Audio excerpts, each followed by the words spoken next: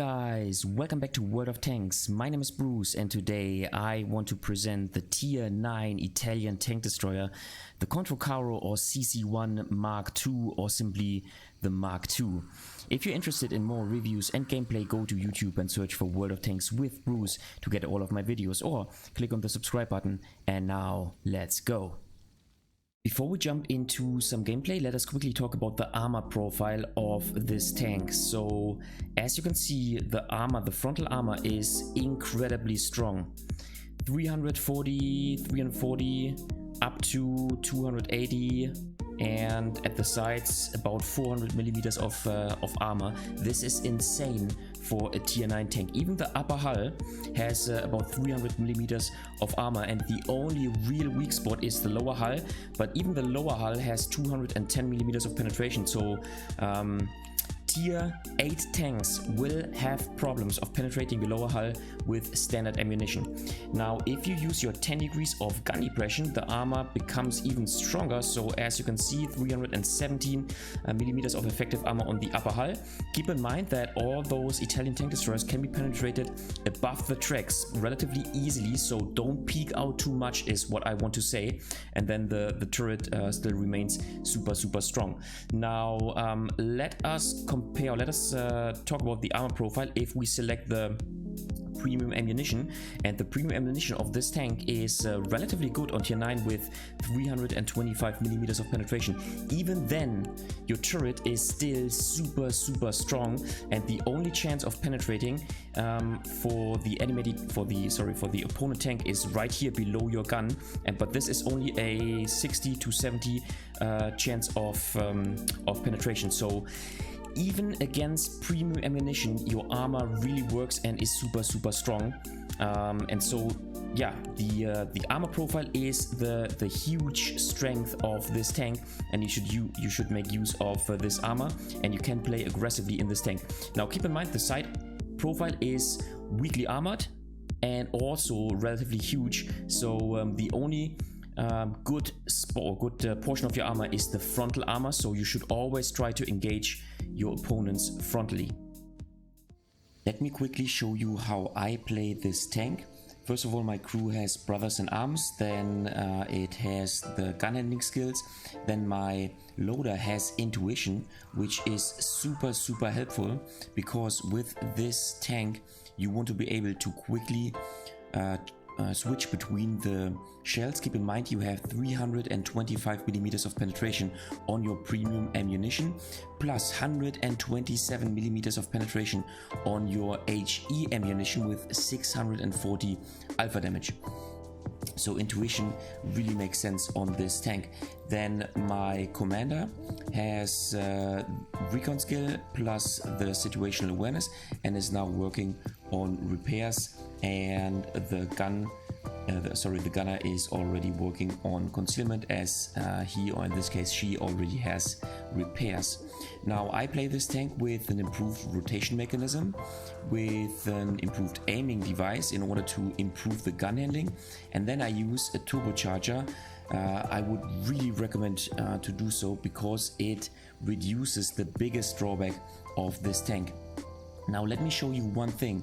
If we take a look at the firepower, we get 490 alpha damage, reload time in this case of 22.5 seconds for the whole clip.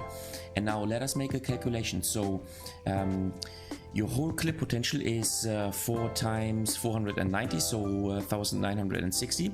And if you divide this by 22.5 and then multiply by 60, you get the DPM, the average DPM as I call it, during your clip. And this is insanely strong. As you can see, 5227. So basically what I want to tell you, in this period of time where you have your full clip available, your DPM is not 2500, but it is 5227. So this is the strength of this tank. So, Controcaro 1 Mark II in a nutshell. You have an autoloader gun, 4 times 490 alpha damage, and now finishing off the Jagdtiger alongside with the superior frontal armor. The only weak spot is your lower hull, and so as long as you hide this lower hull, you have an exceptionally strong tank that can brawl against any other tank in the game. And now we finish off the Jagdtiger. Let's peek out here to see what the AMX is doing. So he is remaining in his position. Grilla is pushing us, being full HP, but now little ram, so minus 530. Now we take one shot, nice 470. Now we're trying to face hack the Grilla so that this player is unable to shoot our lower hull, and he bounces, nice second shot. Now he's down to being one-shottable. Little ram here, okay, and now we want to turn around. We have a rotatable turret. Grilla is unable to turn its turret, and so we can finish off the Grilla within only 30 seconds. This is how brutal this tank is and how aggressively you can play this tank. But of course, this tank does not only have strength, but it also has weaknesses. It is a balanced tank. Yes, I do think that this tank is relatively strong on tier 9. In some situations it can be brutal, however it also does have its flaws and its disadvantages. Malinovka, of course, we go to the hill because we want to brawl against the other heavy tanks. And now yeah, just look what is happening. The Object 277, relatively fast heavy tank, arrives at the hill much faster than we do.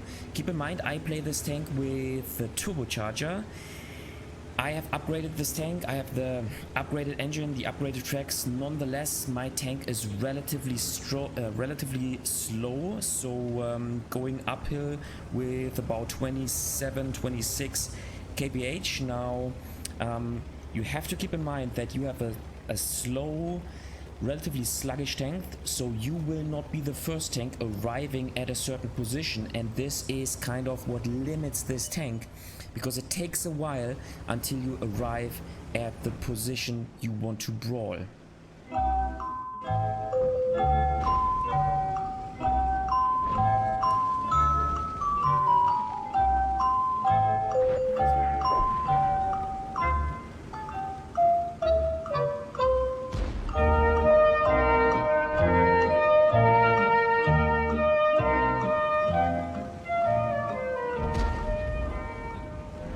When you arrive at your position, you have a brutal tank which has an exceptionally good armor, but keep in mind that if opponents are able to flank you, then your armor is worth nothing, because the only strong portion of your armor is your frontal armor, and so you can lose your HP rapidly in this tank, as you could see right here. So over aggressive gameplay here, I received shots from multiple angles, and so my armor is worth nothing, and I threw away all of my HP. And so now I want to stand in this position, not doing anything, only 490 alpha damage so far. At least I am now hiding my weak spot, which is my lower hull, and now I need to wait for my team, for the support of my team, because you can push and brawl and play aggressively in this tank only in situations where you meet your opponents frontally. On an open map like this, like Malinovka, you cannot simply push out, because you will receive shots from multiple angles. Now, on the other hand, the great thing about this tank is 490 alpha damage, a relatively small intro clip reload, at least if you compare your tank with single shot tanks that are on the battlefield, and this means that you can pump out damage in a very short period of time. So in only a couple of seconds we were able to bump up our damage from 490 up to 1245. So this is the strength of this tank, the exceptionally good firepower alongside with the frontal armor. However, as I just showed you, you need to be cautiously.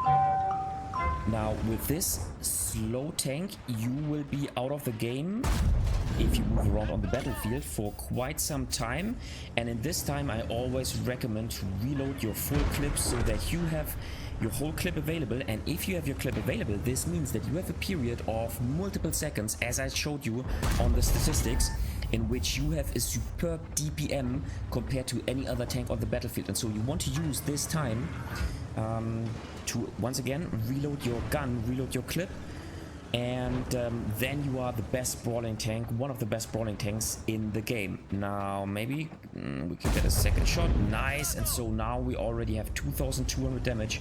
Once again, maybe we can get the last shot on the Kunze-Panzer. No, I don't think so. So we go into our reload, and then now I talked to my colleague here, and we will soon make a combined push, because he will be able to shield me so that enemy tanks will not take shots at me, because I am down to being one-shottable for most of the enemy tanks. And now we want to once again continue to play aggressively. So this is the CC1 Mark II in a nutshell. You get a superior frontal armor, but only superior frontal armor. The side armor is weak. You get an autoloader gun, and compared to the other single shot tanks, you have a period of time in which your DPM is superb. Now your tank is slow, it is sluggish, and you cannot play against other tanks on your own. You always have to be with a teammate so that you don't get flanked and don't get circled like this EBR is doing, because then you will be taken out of the game instantaneously. But you saw how quickly you can bump up your damage with this brutal firepower that this tank offers. Okay, so first game, we are spawning on Erlenberg in the south in a tier 9 matchup. So let's first of all take a look at the map and see what options we have. Spawning on Erlenberg in the south with the CC1 Mark II. In my opinion, you should definitely go to the city right here in the middle and brawl alongside with your heavy tanks. So you can go here and brawl against tanks which are playing aggressively here in this position. Now you could also go somewhere here and yeah, try to brawl against maybe tanks which are playing here. Another option is that you go right here to the left side of this river and try to approach this position to clear basically this area here of the game. However, the problem is, if you then want to play against those heavy tanks, you don't have any chance to hide your lower plate. Plus the problem is, as you are relatively slow, you might get caught here in the open from those tanks, and so you might lose your, or at least some HP. And so my preferred option is to make the, let's say, the classic push alongside with your heavy tanks and go to the right side of the river into this area. Okay, so that is exactly where we are going. Now we could play aggressively, more aggressively, and go to the left hand side of the river, because we are in a tier 9 tank in a tier 7 matchup. However, I think that this tank is too slow and we might got caught in the open. And keep in mind what I said about the armor profile. It is superb frontally, however it is relatively weak at the sides, and this the side profile is also relatively huge. So we are going to the middle and see what we can do. Now the golden rule for this tank is play or brawl against the enemy tanks frontally and try to hide your lower hull, and this is exactly what we are going to do right in this position. Now let's take a look at the weaponry. This tank has a DPM of 2500, and keep in mind it's an autoloader tank. And with this tank you have a clip size of 4. Each shot will deal 490 average damage with 250 millimeters of penetration. Excuse me. And you have an intra-clip reload of 8 seconds, so this is kind of an abnormal autoloader. However, you can deal 1960 damage within 24 seconds. And in my opinion, you should compare this tank not to a regular autoloader, but to a single shot tank. And so if you take all this into consideration, this means that you get a period of time basically 24 seconds, in which you have a superior DPM. So if you take those 1960 alpha damage in your 24-second period and calculate this for 60-second timing, then you even get a DPM of 4900, which is insanely strong. So what I want to say is, during this 24-second period of time, your DPM is actually not 2500 but 4900. And this is the brutal thing about the firepower of this tank, and not only of this tank but also of the tier 8 and tier 7 and tier 10 tank. And so you should make use of this increased firepower during the time in which you have your clip available. Okay, besides this, the gun is not the most precise one. 0.4 accuracy plus 2.59 aim time. So the gun is not the most precise one, but in close quarters fight, like in here, this is absolutely not a problem. Plus, I really think that the gun handling is not too bad. I was surprised how good it is. For example, if you compare to the Reno Toronto, which is on paper much better, but in reality, I have the impression that this tank is actually more precise and much better compared to the tier 10 Italian heavy tank. Okay, so yeah, I want to reload my clip and then I can brawl against the Jagdtiger. I'm playing now here with my friend in this situation, and he said, well, wait, I'm full HP, I will take a shot, and now I can move out of cover.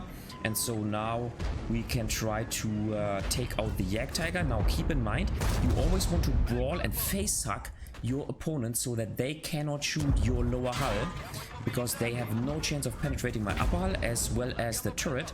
And so he has no chance whatsoever, and I'm not even losing a single HP. In this situation, this tank can be seen as being OP. I'm dead serious, because there's nothing the enemy tanks can do, and now we can simply take out the poor tier 8 tank. A little bit of aiming and now he is taken out. So 2800 damage so far, and this is how brutal this tank can be. Any situation where you can brawl frontally against other tanks, and in where enemy tanks will not have the chance of taking side shots onto your tank. So let's talk about the mobility. 30 kph top speed is not the best value, and this is where the tank is balanced. At 10 reverse and power to weight ratio of 13.1 with 700 HP. Now I'm certainly using the turbocharger because I think that it kind of kills the biggest drawback of this tank, meaning that yeah, I kind of have all the strength of this tank combined, but not the weaknesses. So this is why I highly recommend to use a turbocharger on this tank. Now, the gun, the turret traverse is plus minus 40 degrees, which gives you quite some flexibility compared to other tank destroyers, and this is why I play this tank more as a heavy tank compared to a tank destroyer. You get minus 10 degrees of gun depression and plus 21 degrees of gun elevation, making this tank once again relatively flexible. And yeah, as you can see, this is a brutal tank. 4200 damage in a very short period of time. Okay, there's now the Stritzwagen behind us, so I think we need to turn around. Hopefully the Type 62 will spot the Stritzwagen so that we can finish him off. You can see the drawback of this tank, another drawback, the very poor terrain resistance values alongside with the traverse values. This tank is sluggish, and yes it is. So if another tank is circling you, then you don't have any chance and your game will be over. Now unfortunately the Type 62 does not spot the Stritzwagen, he just leaves the scenery, but that's how it is. But no problem for us, because we will simply try to hide our lower hull and keep our tank turned frontally towards the Stritzwagen, and so he should not have any chance of penetrating us. And then we will simply be able to take out the Stritzwagen, because with our gun, here you go, there he is, with our gun we can simply overmatch him. Here you go, bam, first shot, and then no problem whatsoever. So Let's take a look at the rest of the stats. Meanwhile, we are finishing off the Stritzwagen. We have 290 millimeters of frontal armor, exceptionally strong. And as you saw in the armor profile, the only weak spot is the lower hull. 1900 HP is also a decent value for a brawling heavy tank. And then the camo value is actually also not too bad. 14.93 stationary and 8.9 moving camo is not the best value. Plus you can work with the view range. 380 meters is not the best value. However, it is yeah, a value in which, where I would say this is workable compared to the tier 7 and tier 8 tanks. So I'm not trying to increase the view range. I'm not using coated optics because I think it's a brawling tank and I want to brawl with this tank. But overall, as you can see, a brutal tank, and you can build up damage rapidly with this tank. In the end, we made 5,500 damage, 1,400 assisting damage, so basically 7k combined in this game. And yeah, a brutal tank.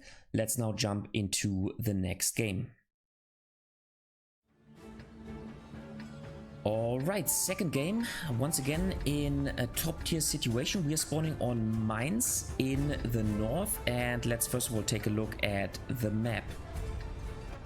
Spawning on mines in the north with the Mark II. This is how the game usually develops, and in my opinion you have two options with such a tank.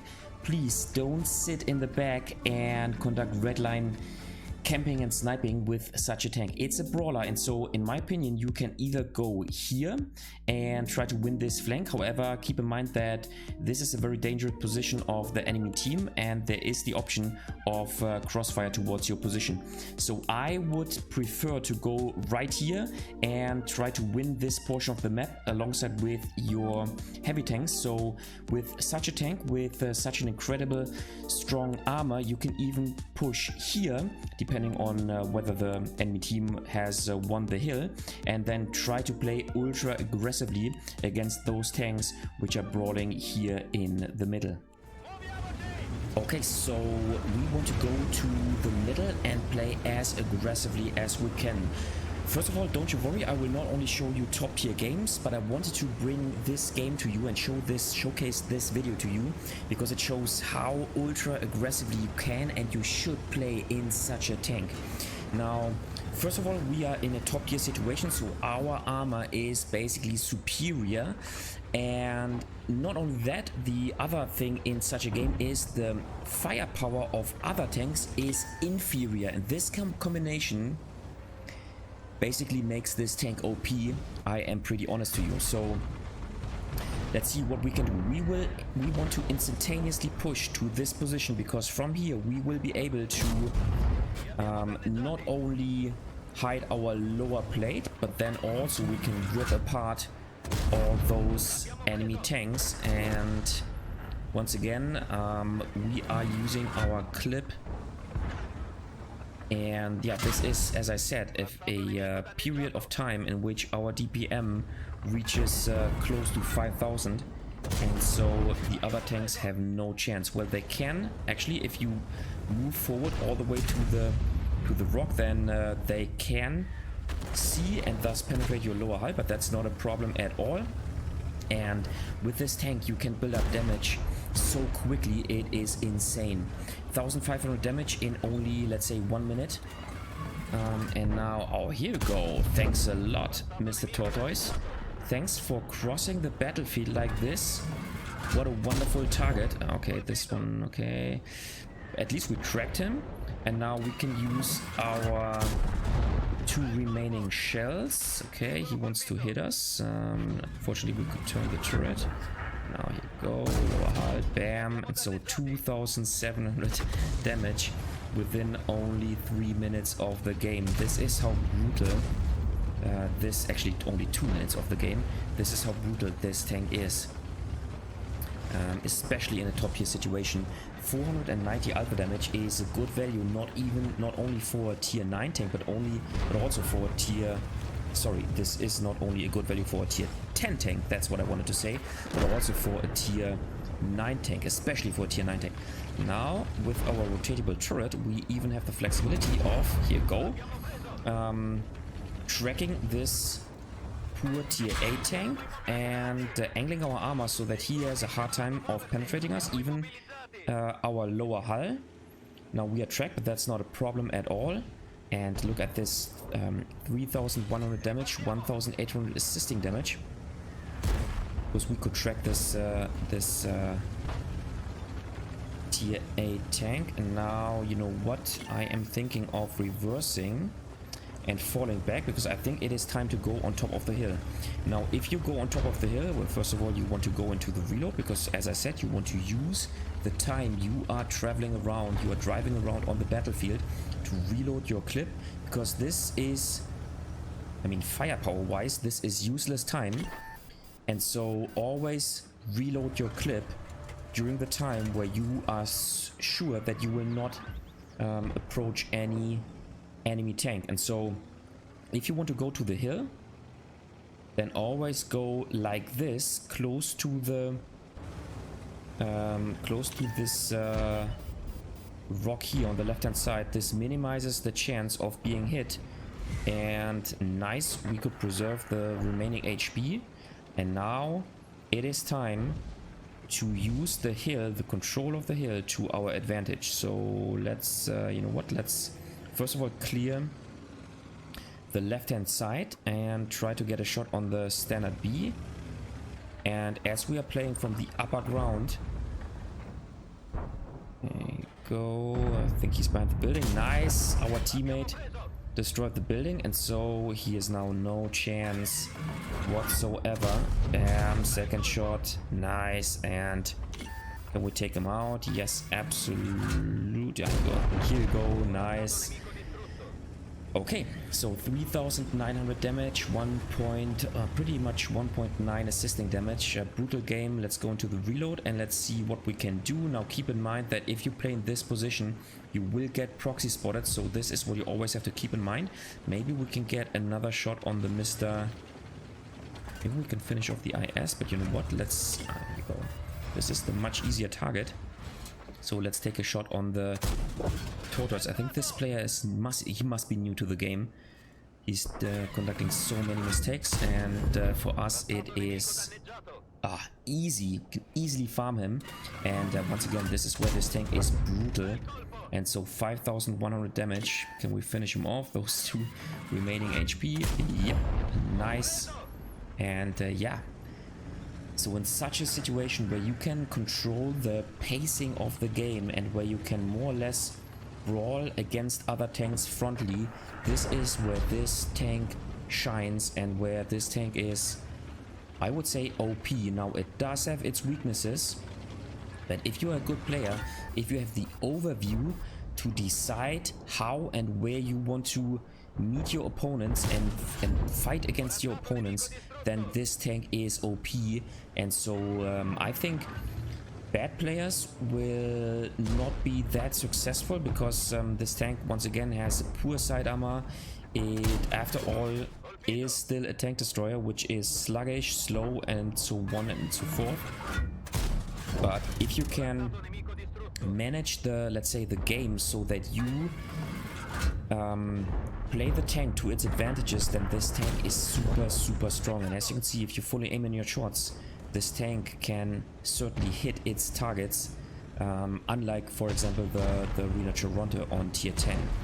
So yeah, 9,000 combined, 6k damage, and now we want to go down here. Hopefully we don't, no, thank God we did not lose our tank. And then now maybe we can even get more damage. Here we go, nice, get another kill, excellent. And then, okay, we will not get another kill here, but yeah, once again, 6k damage, 3k assisting damage, making it 9k combined. An excellent game in the Mark II. And yeah, this game showed how aggressively you can play this tank. But now let's jump into the last game and see how this tank can perform if it's not in such an top tier situation.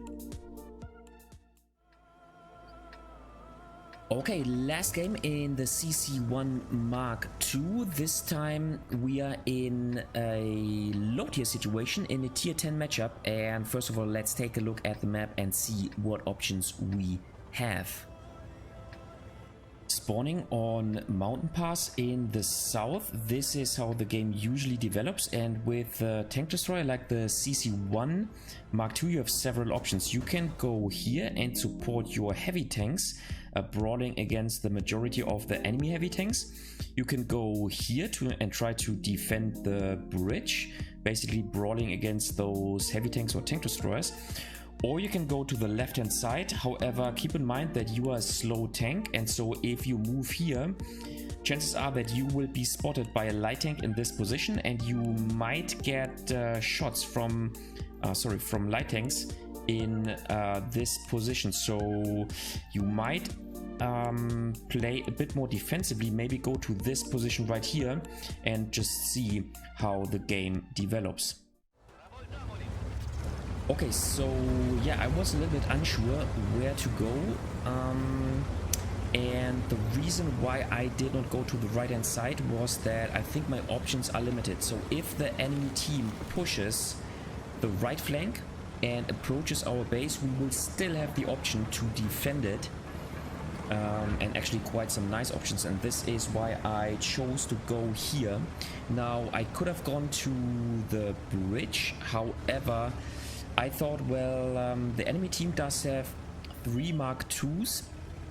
I'm using a turbocharger, so I am slightly faster, and I thought I could maybe farm them if they chose to go to our left hand side. So this was my decision making that I did right here at the beginning of the game. So I went to this position, and once again I still have the option to return either to the bridge or to the right hand flank where the object 2684 is playing. Now the problem here in this position is that I am not playing this tank with coated optics, so in this situation it wouldn't make sense, because yeah, I'm actually not able to spot those tanks. One other thing you should keep in mind is in this game we don't have any artillery, but if you're sitting like this in a position like this, and if you are constantly spotted, then enemy artillery will certainly focus you, because this is a good spot to aim for the enemy artillery.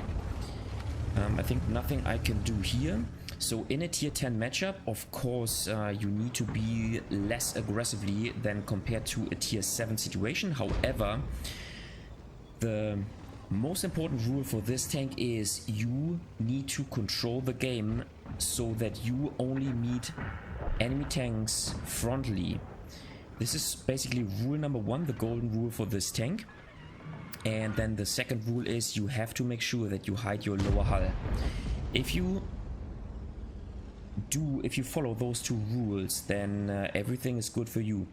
Now, I thought I could play against the Super Conqueror, but I mean, we have enough tanks there, plus I don't want to peek out and get shot into my lower hull. Keep in mind there's also the FV215 and the T110E4 in this position, and so I actually want to go to the left hand flank and help my team. Now hopefully I will not get spotted. The problem is that I can only turn my turret 40 degrees to the side, so not pointing it directly to where I expect shots, but fortunately this is not a problem in this situation. And now let me see whether I can support my team. Looks like my team is more or less successful here, more or less. And you know what, I will, okay, our team is, okay, our team has already made it down into the middle. And, I'm not spotted, so, what can we do? So, you know what, I think I will drop down here as well and try to help my team. Like this, maybe we can get a shot on the enemy Mark II, maybe a blind shot here. Let's simply try it. This one might actually be a hit. Yes, I think so. We'll get another shot. No. Maybe we should have waited at the little upper position here. Maybe no. Okay, no. Okay, so you know what? I will. Here we go. There are new targets for me, and okay, I think I'm now thinking of reloading. I think, well, I will simply no. Yeah, I think I could have reloaded, but let's now go with the 3 remaining shots and let's see. Here we go. Nice. And let's see. So can we actually against the tier 10 tank? As you can see, we cannot overmatch him. And so I was trying to aim for the weak spot. Here you go. And now I only have 1 shot in my magazine, and so my DPM in this situation is super low, because I will have to wait approximately 25 seconds for the reload. Nice, but we light him up, which is good. Okay, he has an automatic fire extinguisher, which is bad for us, only 75 damage. And so now, yeah, we have to wait. So this is actually the downside of this tank. But so far we didn't lose a single HP, which is good. And now, due to our reload time, the Stridswagen is able to actually evade the situation. Now, the problem we are having right now in this situation is that if you take a look at the bridge, you see that there's no tank from our team, and so chances are, here you go, chances are that the enemy team will be able to push across the bridge and then falling into the back of our team, maybe into the back of the Lorraine 50T, but then also into our back. So let me see whether the... No, he's not peeking out.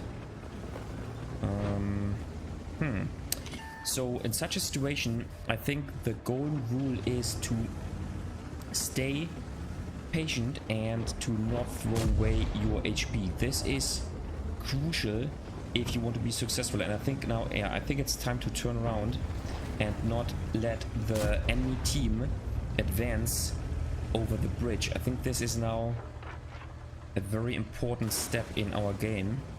So let's see.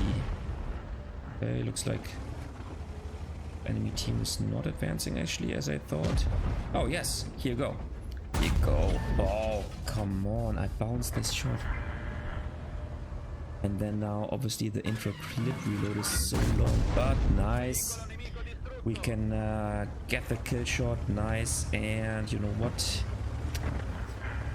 It's time to reload our clip. Now the VT, the WTE 100 goes to the bridge, so we can turn around. And actually it looks like our team on the left hand side does have quite some problems. The game is still relatively close, but now I want to support the Object 2684 and the WZ111, and so we need to make pressure right here. I still have all my HP, so I now want to make pressure, and I think I need to take out the Leopard PTA. Now the Stridswagen should be turned around fighting against the WZ111, so this is our time. Here you go. Unfortunately, a little low roll here. We get a shot from the Guerrilla, which is too bad. But now we can finish off at least the Leopard PTA. Let's repair our ammo rack. And now it is time to fight against the Guerrilla. We can receive one more shot from the Guerrilla before he can take us out. Hopefully, here you go. He's also on top of this little hill here. And so, you know what? Yep, that's what I expected. So all those tanks are moving towards the Guerrilla, which is good. They should be able to deal with the situation, so we can turn around and turn our frontal armor towards the Char Futur. Nice. And yeah, perfect. Okay, what? Okay, oh, what is going on there? I think. In what we are going to the reload, we are trying to help the Lorraine 50T to clear this flank, but I don't know what happened. Like the Guerrilla 15 and the Stridswagen were able to take out all our tanks in the north, so exceptionally dumb gameplay by them, but now we can get a shot on the Mark II of the enemy team. Nice. And then go, let's fall back a little bit so that go, nice, second shot so that we hide our lower hull. Once again, this is the golden rule in this tank, and as you can see, we already bumped up our damage to 2.8, and now we can take out the Mark II, the shot into his lower hull. So this happens if you play this tank not hiding your lower hull. And now we need to turn around and go back into cover so that the Stridswagen 103B cannot get another shot to us. So yeah, the game is still relatively close, but I think this game shows how you can and should play this tank. So as long as you even manage to take this shot, nice, maybe another shot, maybe this one, I'm not sure. No, this was not a hit.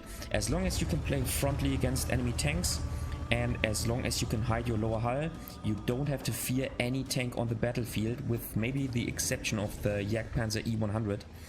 But being in a tier 10 game is actually not too bad for this tank due to your superior armor.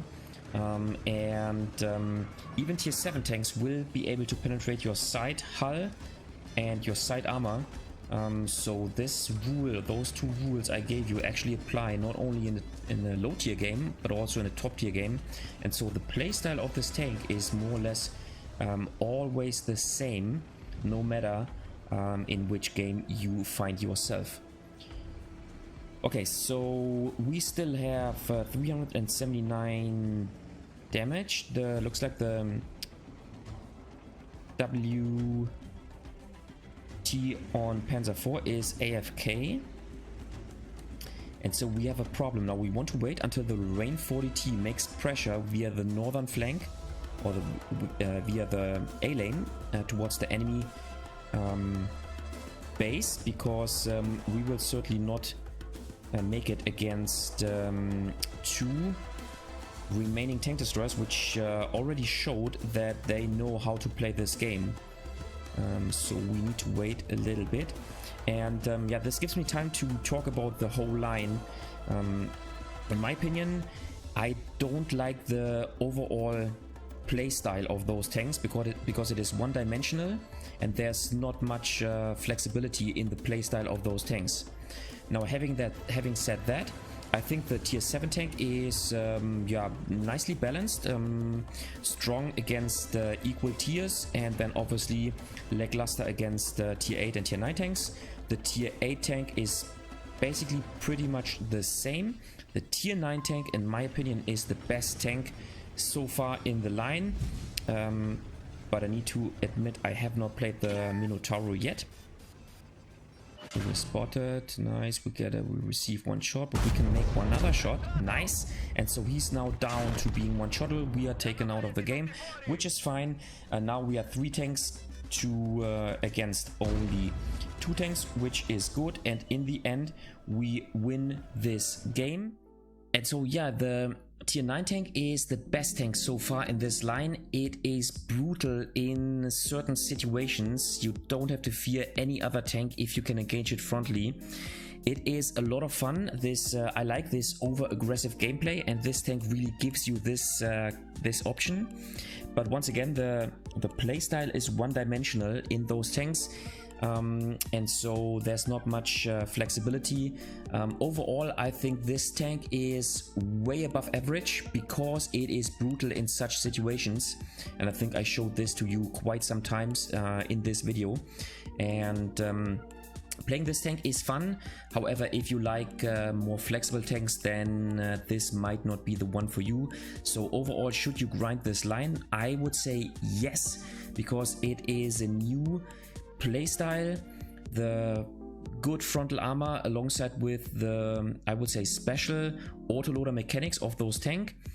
So I recommend those tanks, and if you reach the tier 9 tank, then things start to become much easier because your armor is not lackluster against any other tank on the battlefield compared to the tier 8 and tier 7 tank. Alright guys, that was it for today with the Tier 9 Italian tank destroyer, the CC1 Mark II. How do you like this tank? Did you enjoy playing it? Do you like the playstyle of those new Italian tank destroyers? Are you going to grind the new TD line? Just leave a comment in the comment section down below. If you liked the video, give it a thumbs up. If you hated it, give it a thumbs down. Consider subscribing to my channel, and I see you next time in another World of Tanks video.